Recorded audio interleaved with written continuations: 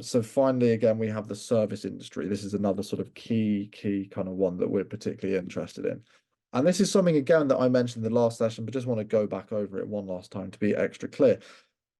So, in terms of technology threatening to replace jobs, we've got obviously chatbots and visual assistants, which kind of end up replacing the human customer service representatives in various sectors. I think, the best example, of course, is that now many businesses do use these AI-powered chatbots for handling the customer inquiries and support. So there's your sort of there's your kind of key example of what the problem actually is at hand here.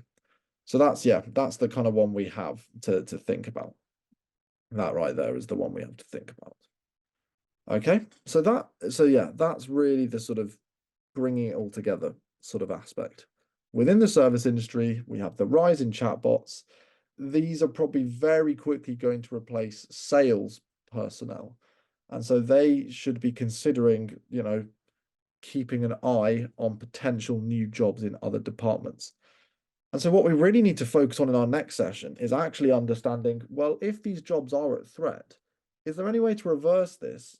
Or if the trend is irreversible, should we instead just focus on the potential alleviations that we can bring into place? Can we instead redirect our focus onto, more critical aspects and stuff that we can introduce more critical aspects that we can sort of introduce into the system? Things like maybe they can begin training in a similar job area or something. That's really what we're looking at. And then finally, in terms of the socio-economic impacts that we're going to end up with talking about here, we're mainly thinking about how technological unemployment displaces jobs, which can exacerbate income inequality, especially because the jobs that get displaced tend to be, lower income jobs. So there's a bit of a sort of, it's a bit of a sensitive topic when artificial intelligence is replacing these low-level jobs and not the high-level jobs. And then again, we need to sort of think about reskilling, are there ways and sort of processes we can put in place to make sure that displaced workers are, able to adapt to new technologies and therefore find employment in these kind of emerging industries? Is it possible to do this? That really is the sort of ultimate kind of exam question, I think. And that's what we're going to be focusing on next time.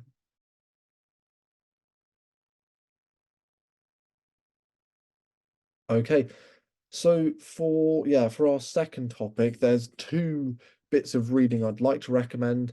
So let's sort of have a look at these. The first one is really quite a broad perspective. It's The Fourth Industrial Revolution by Klaus Schwab. It really looks at the current technology world that we live in, which is often dubbed, the fourth industrial revolution.